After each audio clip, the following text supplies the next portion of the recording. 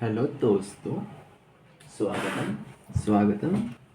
तो आज हम लोग कर रहे हैं चैप्टर 14 रेशियो एनालिसिस। देखो, हम लोग का क्वेश्चन 56 तक हो गया था। अब हम लोग चलते हैं 57 पर। ठीक है, तो देखो लिखा क्या है। Cash sales and credit sales 1 lakh और 5 लाख। यहाँ पे हम कैलकुलेटर में देखें, दिख रहा है ना। अब तो टोटल ग्रॉस प्रॉफिट दे दिया और इन्वेंट्री टर्नओवर रेशियो दे दिया। इन्वेंट्री टर्नओवर रेशियो का फॉर्मूला क्या होता है? Cost of revenue from operations cost upon average inventory. ठीक है, तो cost upon average inventory, cost of revenue from operations RFO short में, और एवरेज इन्वेंट्री। ठीक है, कॉस्ट चाहिए तो हमारे पास कैश प्लस क्रेडिट करके रेवेन्यू फ्रॉम ऑपरेशंस आ जाएगा 6 लाख। इसमें से हम ये माइनस कर देंगे ग्रॉस प्रॉफिट। ठीक है, तो कॉस्ट आ जाएगी, फिर एवरेज इन्वेंट्री आ जाएगा। तो एवरेज इन्वेंट्री आ जाएगा 6 लाख में से 1,20,000 गया डिवाइड बाई 4। 1,20,000 की एवरेज इन्वेंट्री आ जाएगी। ठीक है, अब हम लिखते जा रहे हैं, देखते जाइएगा। इसके बाद एक एक करके केस है, इसको सॉल्व करते चलेंगे। जैसे फॉर एग्जांपल पहला केस देख लेते हैं। If closing inventory was 1 lakh in excess of opening inventory, तो closing inventory was 1 lakh in excess, यानी कि ओपनिंग इन्वेंट्री प्लस 1 लाख होगा। तो इसको पढ़ो, closing inventory was in excess of 1 lakh of in excess of opening entry. समझ में आया? बन गया। अब सॉल्व करते हैं।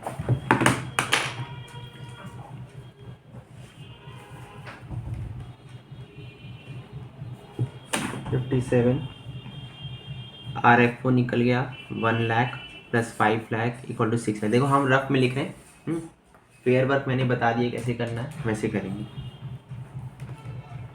आप कॉस्ट ऑफ RFO कितना आ जाएगा? 6 lakh minus 1.2 lakh RFO minus gross profit. ठीक है, ये आ गया 4.8 लाख। ठीक है, अब इन्वेंट्री टर्नओवर रेशियो हमें पता है, cost of revenue from operations upon average inventory. ये है 4। कॉस्ट में पता लग गई है 4.8 लाख, और एवरेज इन्वेंट्री कितना हो जाएगा? अभी किए थे 4,80,000 डिवाइड बाई, ये आ गया 1,20,000। ठीक है, इसको हम लिख सकते हैं opening inventory plus closing inventory by 2 is equal to 1,20,000। इसको हम लिख सकते हैं opening inventory plus closing inventory is equal to 2,40,000। ये 2 इधर जाके मल्टीप्लाई हो गया। ठीक है, अब ये बन गया मेरा इक्वेशन 1। अब जो केस 1 दिया है, closing inventory is equal to, इसका हम लोगों ने बनाया था ना, ओपनिंग इन्वेंट्री प्लस 1 लाख। तो इसको एक काम करो, इसको धर लियो, closing inventory minus opening inventory is equal to 1 lakh. ये हो गई 2। अब देखो, closing plus opening equal to 2,40,000, closing minus opening equal to 1 lakh. इन दोनों इक्वेशंस को ऐड कर देते हैं, ऐड 1 एंड 2। ये हो जाएगा closing inventory plus opening inventory is equal to 2,40,000। ठीक है, उसके बाद closing inventory minus opening inventory is equal to 1 lakh. Plus करना है, ये हो गया 2 क्लोजिंग इन्वेंट्री, ये कट गया, ये आ गया 3,40,000।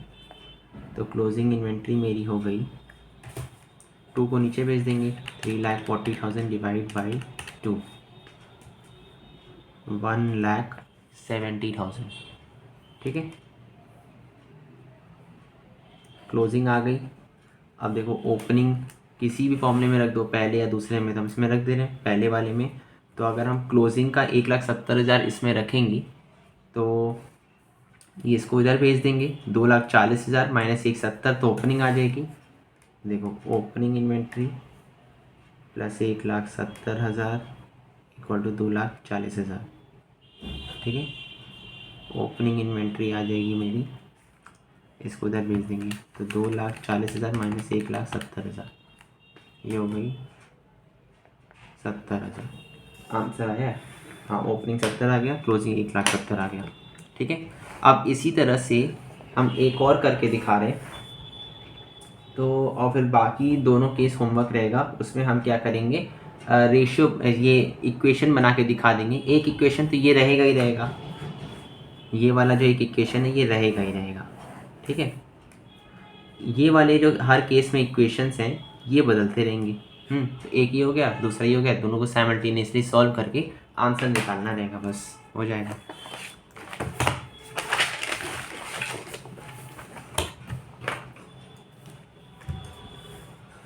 चलो केस टू देखो। Closing inventory was 2 times that in the beginning. Closing inventory was 2 times that in the beginning, यानी कि जो बिगनिंग में थी, यानी कि ओपनिंग इन्वेंट्री, उसका 2 गुना जो है क्लोजिंग इन्वेंट्री है, तो 2 times that in the beginning. तो closing inventory is equal to 2 times of opening inventory, ठीक है। तो case to,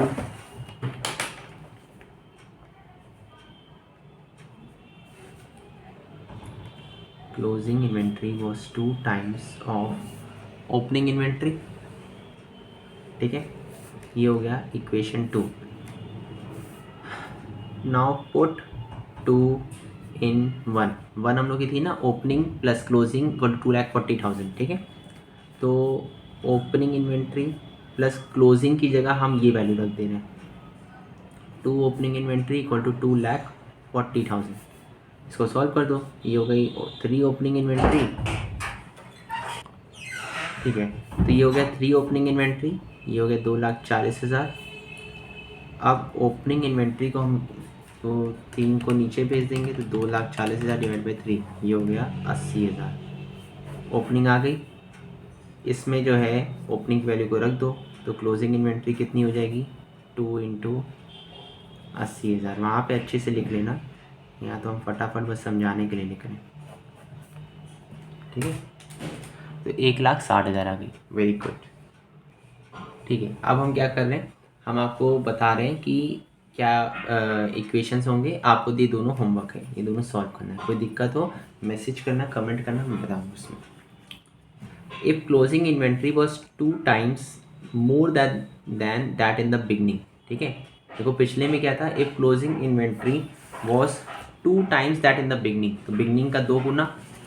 if closing inventory was 2 times more than that in the beginning, यानी कि कह रहा है क्लोजिंग इन्वेंट्री 2 गुना ओपनिंग से ज़्यादा है, यानी कि ओपनिंग तो है प्लस 2 times और ज़्यादा है, ठीक है। यानी कि अब ये टोटल में क्या हो गया, closing inventory is equal to 3 times of opening inventory. Calculator पे करके दिखाएं, अब 3 times हो गया, ये इक्वेशन बना 2। अब याद करो, इस क्लोजिंग को इक्वेशन 1 में रख दो। इक्वेशन 1 लिखा है closing inventory plus opening inventory equal to 2,40,000, ठीक है। ये यहाँ पे इसको रखे थे देखो हम पहला वाला इक्वेशन फिर से लिख दे रहे हैं, opening inventory plus closing inventory equal to 2,40,000, ये हम लोग का पहला इक्वेशन था। अब जो है इसमें क्लोजिंग की जगह पे 3 रखना है, तो 3 opening inventory plus 1 4 opening inventory, तो ओपनिंग इन्वेंट्री इक्वल टू 4 नीचे चला जाएगा, तो ओपनिंग इन्वेंट्री आ गया 60,000। देखो केस थर्ड में अपना आंसर आ गया है 60,000, ठीक है। अब क्लोजिंग इन्वेंट्री हमारी 3 थी, तो इंटू 3 1,80,000 वो आ गया, ठीक है। केस 4 में क्या कह रहा है, इफ क्लोजिंग इन्वेंट्री बस 3 times at in the beginning, तो ये क्लोजिंग इन्वेंट्री क्या हो गई, 3 times ऑफ ओपनिंग इन्वेंट्री हो गई, ठीक है। अब अगर हम केस 5 बना दें, इसमें दिख नहीं रहा, सॉरी, हम केस 5 बना दें, अगर ये मेरा केस है, if closing inventory was 3 times more than that in the beginning, तब क्या बन जाएगा, क्लोजिंग इन्वेंट्री इक्वल टू, वो 3 गुना ज़्यादा है ओपनिंग से, तो opening inventory plus 3 times of opening inventory. ये केस 5 है, ये मैं बना रहा हूँ, तो ये इसमें बन जाएगा closing inventory is equal to 4 times of opening inventory. Clear हो रहा है? हो रहा है कि नहीं हो रहा है? Very good. ओके, 58 देखते हैं। अब हम कुछ क्वेश्चंस डायरेक्ट करने की कोशिश करेंगे, समझना, ठीक है। इन्वेंट्री टर्नओवर रेशियो का फॉर्मूला क्या होता है, cost of revenue from operations upon average inventory, ठीक है। Cost of revenue from operations हमें दे दिया है, यानी कि 7,20,000 upon average inventory is equal to 4। तो एवरेज इन्वेंट्री को उधर भेजो, 4 को नीचे भेजो, तो 7,20,000 डिवाइड बाई 4, 1,80,000। तो हमारी एवरेज इन्वेंट्री आ गई 1,80,000। क्लियर है? ठीक है। अब find out the value of opening inventory and closing inventory if closing inventory is 80% of opening inventory, यानी कि क्लोजिंग इन्वेंट्री जो है ओपनिंग की 80% है। तो इक्वेशन बन जाएगा, और इक्वेशन बना सकते हैं।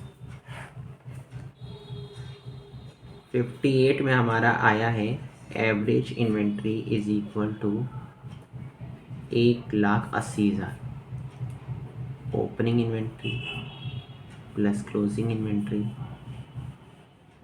Is equal to 1,80,000।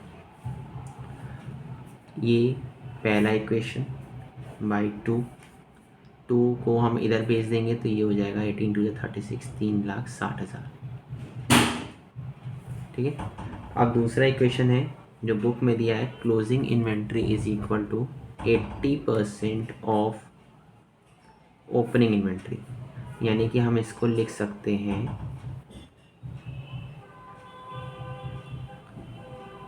80/100 of opening inventory, ये कट गया, 2 4 Z 2 5 Z 10, यानी कि 4/5 ऑफ ओपनिंग इन्वेंट्री जो है क्लोजिंग इन्वेंट्री होगी, ये हो गई 2, इसमें रख दो, ठीक है। तो opening put 2 in 1 plus 4/5 of opening inventory is equal to 3,60,000। ठीक है। अब एलसीएम ले लेना, ये एलसीएम ले लेंगे, ये 5 यहाँ पे चला जाएगा, 5 4 9, 3,60,000। अब ओपनिंग आ जाएगी, 5 को ऊपर भेजो, 9 को नीचे भेजो, 3,60,000 into 5 divide by 9, 2 lakh. 2 lakh answer आया। चलो ओपनिंग 2 लाख आ गई। अब ओपनिंग का 80% जो है क्लोजिंग में, 1,60,000 आ गई, आ गया आंसर। Very good. नेक्स्ट चलते हैं।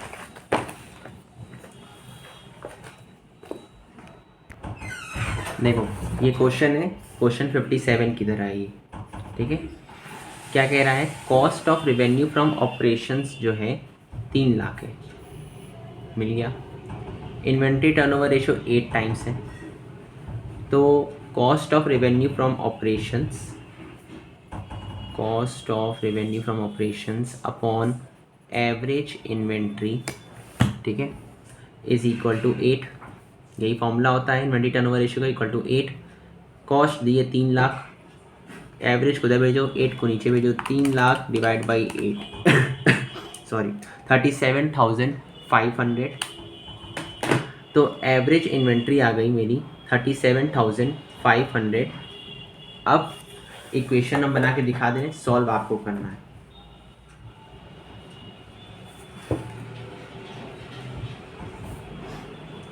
Opening inventory plus closing inventory by 2, average inventory is equal to 37,500। तो opening inventory plus closing inventory is equal to 37,500 into 2, 75,000, 1 आ गया। अब आगे कह रहा है इन्वेंट्री एट द बिगनिंग, यानी कि opening inventory is 2 times more then the inventory at the end. यानी कि जो क्लोजिंग इन्वेंट्री है उससे 2 गुना ज़्यादा है, 2 गुना ज़्यादा है, 2 गुना नहीं है, 2 गुना ज़्यादा है। मोर वर्ड दिया, मोर। ये 57th क्वेश्चन का केस थर्ड है। तो यानी कि यहाँ कह रहा है इन्वेंट्री एट द बिगनिंग, यानी कि opening inventory is 2 times more than the closing inventory. ये होगी 2 गुना ज़्यादा है क्लोजिंग से, तो ओपनिंग इन्वेंट्री हो गई 3 टाइम्स ऑफ क्लोजिंग इन्वेंट्री। ठीक है, तो ये मेरी इक्वेशन बन गई, इक्वेशन 2। अब कैलकुलेटर पे करके दिखा दे रहे हैं। ओपनिंग को इसमें पुट कर दो, ठीक है, इसमें पुट कर दो, कितना आ जाएगा 3 closing inventory plus closing inventory 4 closing inventory. तो क्लोजिंग इन्वेंट्री 4 को नीचे भेज दो, तो 75,000 डिवाइड बाई 4, 18,750 जो है क्लोजिंग इन्वेंट्री आ जाएगी। आ गया आंसर, और क्लोजिंग आ गया मेरा 18,750। ठीक है, तो 18,750 इंटू 3, यहाँ से आ गया मेरी 56,250 ओपनिंग इन्वेंट्री। ठीक है, बढ़िया। 59 भी होमवर्क है, एकदम सेम टू सेम है। ठीक है, नहीं आए तो कमेंट करना। अब ठीक है, अब देखते हैं 60। कह रहा है average inventory carried bye a trader is 60,000, यानी कि एवरेज इन्वेंट्री जो है मेरी वो है 60,000। अब इमेजिन करना दिमाग में, एवरेज इन्वेंट्री क्या होता है, opening inventory plus closing inventory by 2।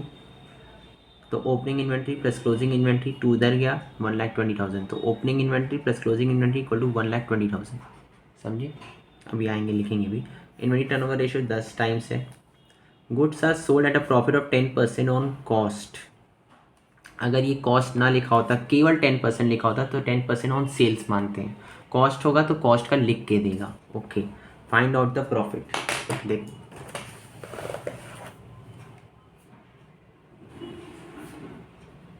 Inventory turnover ratio कितना है, 10 टाइम्स। ठीक है, हमें पता है cost of revenue from operations on average inventory is equal to 10। ठीक है, एवरेज इन्वेंट्री हमें पता है 60,000 है, तो 60,000 इंटू 10, तो cost of revenue from operations कितना आ गया, 6 लाख। ठीक है, अब जीपी चाहिए। जीपी क्या है, 10% of cost of revenue from operations. ठीक है, तो 10% ऑफ 6 लाख क्या हो गया, 60,000। आंसर आ गया। चलते हैं नेक्स्ट। ठीक है, 61 देखो, determine the amount of revenue from operations. देखो कॉस्ट नहीं पूछा है, पूछा है रेवेन्यू फ्रॉम ऑपरेशंस। इसको क्या कहते हैं, sales. Sales, selling price, sales value पूछ रहा है। ओपनिंग इन्वेंट्री 40,000 है, इन्वेंट्री टर्नओवर रेशियो 6 टाइम्स है। इसका क्या फॉर्मूला होता है, cost of revenue from operations upon average inventory. पर कॉस्ट तो हमें पता नहीं है। Okay, gross profit is 20% of sales, 20% of sales. ठीक है, विच इज़ इक्वल टू, ये 1/5 हुआ, तो 25% ऑफ कॉस्ट। ये कैसे आया अब ये मैं बताता हूँ। देखो, अगर कभी लिखता है 25% ऑफ कॉस्ट, इसको हम क्या कह सकते हैं, 1/4 ऑफ कॉस्ट। ये ऊपर की वैल्यू प्रॉफिट शो करती है। तो अगर हमको पता करना है कि ऑफ सेल्स कितना होगा, हमें पता है कि कॉस्ट में जब हम प्रॉफिट जोड़ते हैं तो हमारी सेल प्राइस आती है। ठीक है, हम प्रॉफिट को जोड़ते हैं तो यहाँ क्या करेंगे, 1/4 प्लस ऊपर वाला प्रॉफिट होता है तो +1, तो ये हो गया 1/5 ऑफ सेल्स। ठीक है, अगर हम कहते हैं ये 1/5 ऑफ कॉस्ट है, तो बताओ ऑफ सेल्स कितना होगा। तो क्या करेंगे, 1 और नोमिनेटर वाला जो प्रॉफिट है इसको जोड़ देंगे, क्योंकि प्लस होके आ रहा है, तो 1/6 ऑफ सेल्स हो जाएगा। इसको परसेंटेज चेंज करना, इंटू 100 कर देना, इंटू 100 कर देना। 1/5 को इंटू 100 करेंगे तो 20% आएगा। समझे, अब यहीं उल्टा जाना है तो उल्टा जाना है तो देखो, 1/5 ऑफ सेल्स है तो क्योंकि हमें पता है सेल्स में से हम प्रॉफिट घटाएंगे तो कॉस्ट आएगी, ये प्रॉफिट इधर चलेगी, प्रॉफिट घटाएंगे तो आएगी, तो घटा रहे हैं, ठीक है। प्रॉफिट को घटाएंगे तो ऑफ कॉस्ट चाहिए, तो 1/5 -1 करेंगे, तो सेल्स से कॉस्ट जाते समय यहाँ माइनस करेंगे और कॉस्ट से सेल्स जाते समय हम यहाँ प्लस करेंगे। क्यों? क्योंकि यहाँ प्लस होता है और यहाँ माइनस प्रॉफिट, ठीक है। तो ये आ गया मेरा 1/4 ऑफ कॉस्ट, और 1/4 को हम परसेंटेज चेंज करेंगे तो ये आ जाएगा 1/4 × 100 25%। समझ में आया? इसीलिए हम डायरेक्ट लिख सकते हैं एग्जाम में, तो 20% ऑफ सेल्स है तो equal 25% of cost. We are inform that closing inventory is 2 times in comparison to opening inventory. फिर से वही चीज़, 2 टाइम्स है, मोर नहीं लिखा है, तो ओपनिंग इन्वेंट्री का 2 गुना होगा। 2 गुना ज़्यादा नहीं होगा, 2 गुना होगा। क्या होगा? Closing inventory is equal to 2 गुना ऑफ ओपनिंग इन्वेंट्री।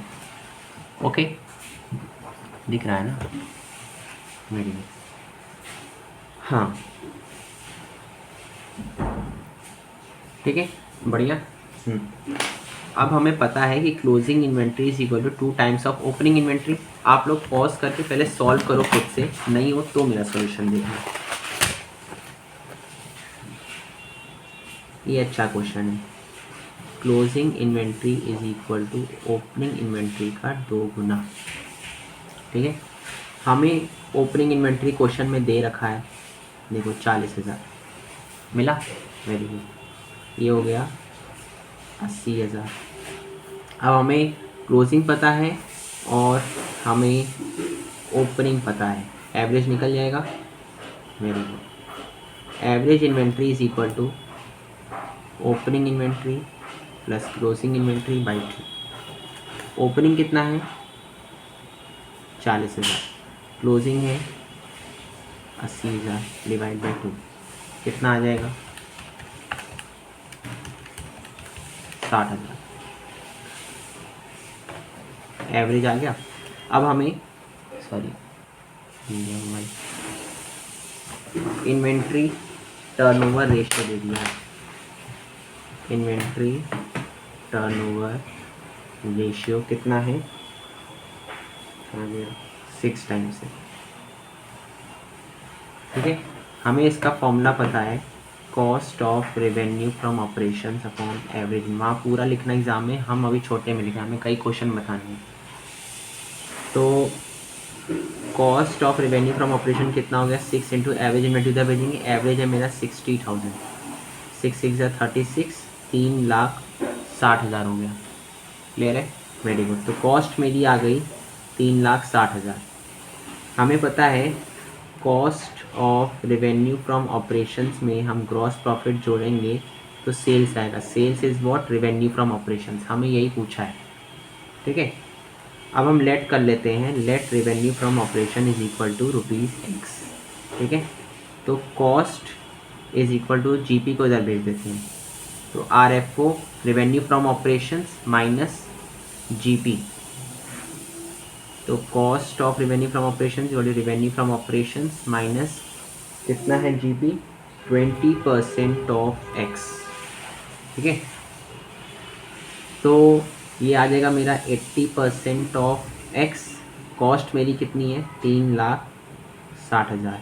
X आ जाएगा, 80% को नीचे भेज दो, 3,60,000 डिवाइड बाई 80%, 4,50,000 आंसर देखो दिया है,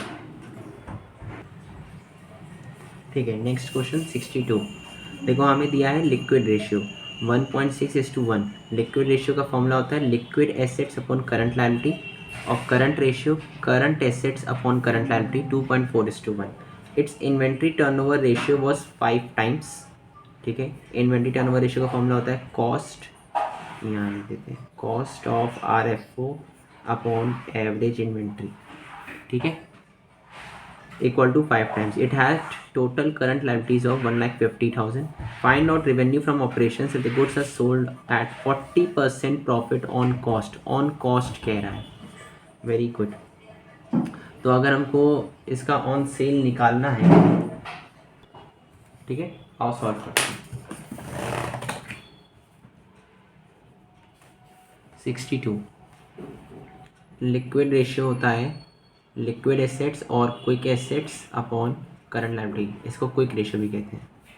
लिक्विड एसेट्स का फॉर्मूला हमें पता होता है current assets minus inventory minus prepaid expenses और एडवांस टैक्स। ठीक है, अब जो है इसकी बात करते हैं। तो ये दिया है 1.6:1। ठीक है, करंट लायबिलिटी मुझे दिया हुआ है 1,50,000, तो लिक्विड एसेट्स निकल जाएगा, इसको उधर भेज दो।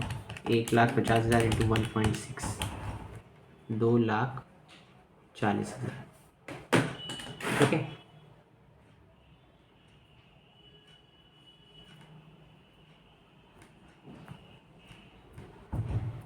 एक मिनट रुकना।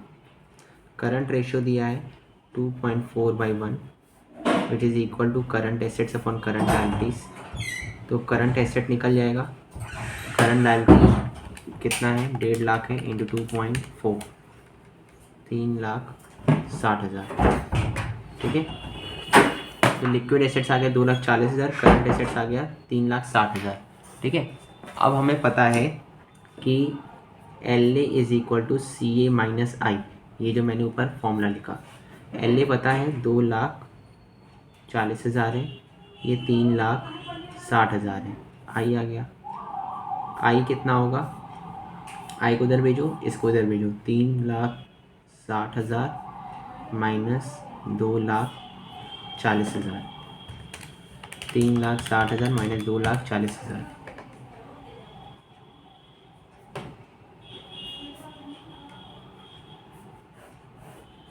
1,20,000।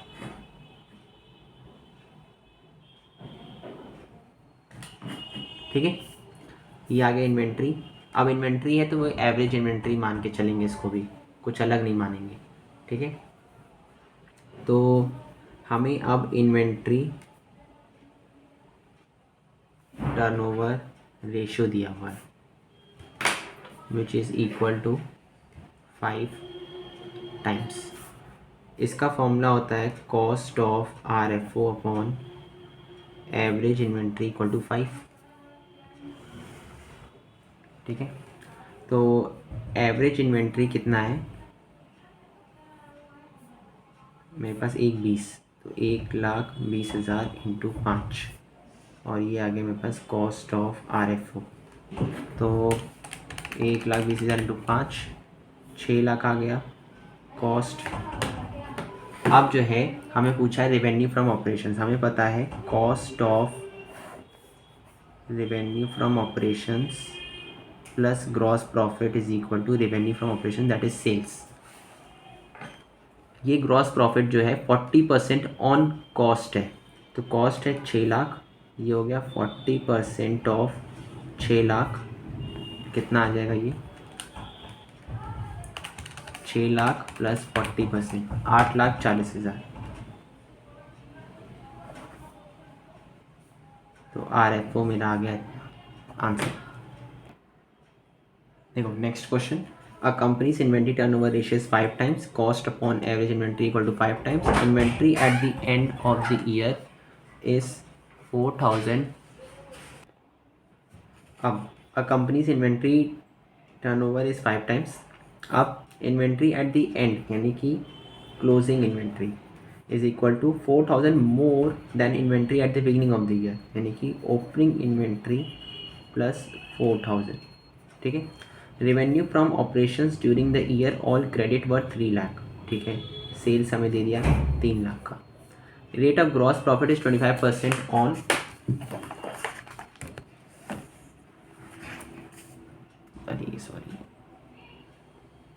on cost of revenue from operations. Current liabilities at the end of the year were 50,000. Quick ratio क्या है, quick assets upon current liability equal to 1:1। Current liability निकाल के दे दिया है, क्विक एसेट्स निकल जाएगा, देखो निकल गया। कॉस्ट पे है, ठीक है, एक एक करके निकालते जाएंगे, निकालते जाओ निकल जाएगा। अमाउंट से शुरू करो, अमाउंट दिया है, अमाउंट से शुरू करते हैं। अब देखो हमें ये दिया हुआ है क्वेश्चन में, तो क्विक एसेट्स निकल जाएगा। करंट लायबिलिटी 50,000 दिया है, तो 50,000 को हम इधर भेजेंगे तो मेरा निकल जाएगा। देखो आंसर में आ गया 50,000। ठीक है, अब पूछा है और कौन सी रेशियो दिया है, हमें एक चीज़ और दी है, closing inventory is equal to opening inventory plus 4000, ठीक है। और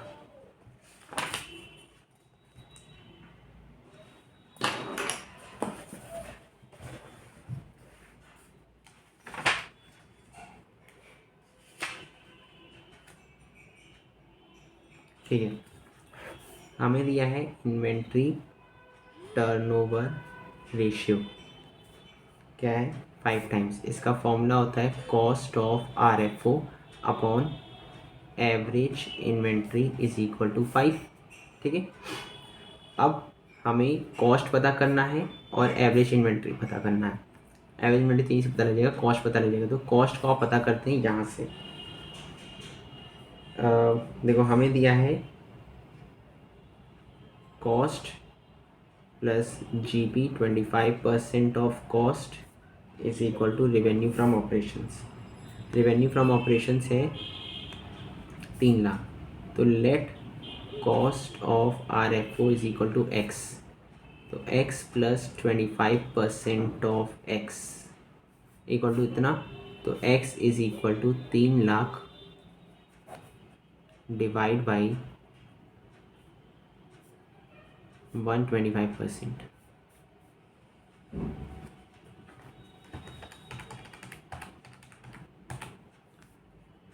दो लाख 40,000, अरे यार दिख नहीं रहा था क्या, सॉरी। तो 2,40,000 की क्या आ गई मेरी कॉस्ट ऑफ RFO, ठीक है। अब देखो इन्वेंट्री दी है इतनी, यहाँ पे रखो, देखो वहाँ सीक्वेंस वाइज लिख लेना, वो मैंने बता दिया है कैसे लिखना है। 5 और एवरेज इन्वेंट्री है, तो एवरेज इन्वेंट्री कितनी हो जाएगी 2,40,000 डिवाइड बाई 5, 48,000, ठीक है। अब क्या होगा, अब ये देखो एवरेज इन्वेंट्री, हमें देखो 2,40,000 आंसर आया, हाँ आ गया। एवरेज इन्वेंट्री इज़ 48,000, इसको लिखते हैं हम ओपनिंग इन्वेंट्री, वहाँ आई में लिखना, पूरी लिखना opening inventory, closing inventory is equal to 48,000 into 2, 96,000, ठीक है। तो ये आ गया मेरा पहला इक्वेशन, और एक ये मेरा इक्वेशन था दूसरा। काम करो इसको इसमें पुट कर दो, ठीक है। तो क्लोजिंग की वैल्यू हो जाएगी opening inventory plus 4,000 equal to 96,000। तो 2 ओपनिंग इन्वेंट्री 4,000 को इधर भेज देंगे, 96,000 माइनस 4,000 डिवाइड बाई 2, तो ओपनिंग इन्वेंट्री आ गई 46,000, ठीक है। क्लोजिंग इन्वेंट्री कितनी हो जाएगी, ओपनिंग प्लस 4,000 है, तो ये हो गई 50,000, 46,000 और 50,000 आ गया। हम लोग को अब करंट एसेट्स निकालना है, आओ करंट एसेट्स निकाल लेते हैं।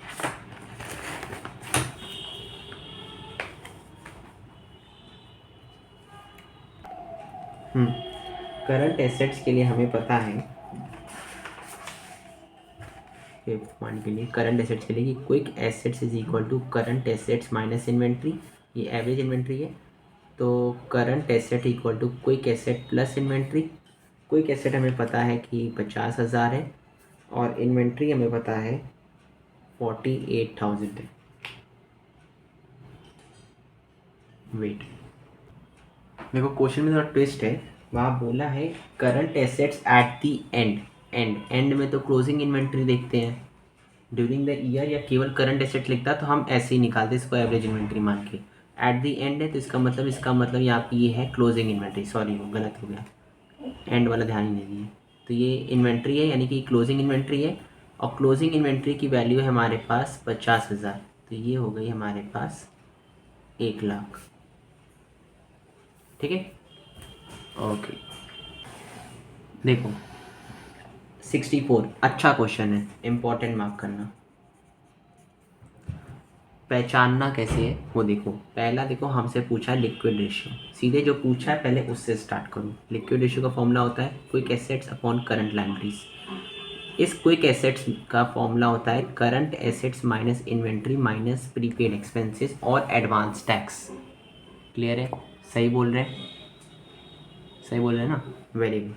अब हमें क्विक एसेट्स चाहिए इस पूरे बैलेंस शीट में से और करंट लायबिलिटी चाहिए।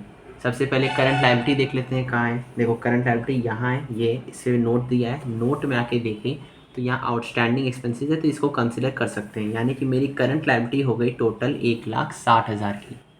कितनी हो गई टोटल? 1,60,000 की। 1,60,000 की करंट लायबिलिटी हो गई, ठीक है। अब क्विक एसेट्स चाहिए। क्विक एसेट्स जो है, क्विक एसेट्स जो है current assets minus inventory minus prepaid expenses. अब करंट एसेट्स वाले कॉलम में आओ, आ गए। यहाँ पे देखो इन्वेंट्री दी है, इसको कंसिडर करना नहीं है। ट्रेड रिसीवेबल्स दिया है, इसको करेंगे। कैश एंड बैंक बैलेंस को करेंगे। अदर करंट एसेट्स में नोट दिया है, नोट में आओ देखो प्रीपेड एक्सपेंसेस दिया है, इसको भी कंसिडर करेंगे क्योंकि इसको माइनस कर देते हैं, तो ये भी नहीं कंसिडर होगा। क्या केवल कंसिडर होगा? केवल ट्रेड रिसीवेबल्स और कैश एंड बैंक बैलेंस। यानी कि 1,95,000 175 प्लस 25,000 1,95,000। तो ये हो गया 1,95,000। अब 1,95,000 डिवाइड बाई 1,60,000, ये हो गया। एक मिनट कुछ गड़बड़ हुआ है क्या? सॉरी, ये तो 2 हो गया ना, प्लस में गड़बड़ हो गया। 175 प्लस 25 2 लाख हो गया ना, ठीक है। 2 लाख डिवाइड बाई 1,60,000 1.25:1। एग्ज़ाम में ऐसे आंसर लिख के आना, ऐसे नहीं, ठीक है। अगर ऐसे लिख भी रहे हो तो बाद में ऐसे लिख देना 1:1, सामने सीधे सीधे सामने सामने, ये वाला आंसर एकदम करेक्ट है, ठीक है। इसको नहीं लिखना। समझ गए कैसे निकालना है? वेरी गुड, ठीक है। अब नेक्स्ट इक्वेशन देखो, सॉरी नेक्स्ट को देखो, डेप्थ इक्विटी रेशियो। ये होता है डेप्थ अपॉन इक्विटी।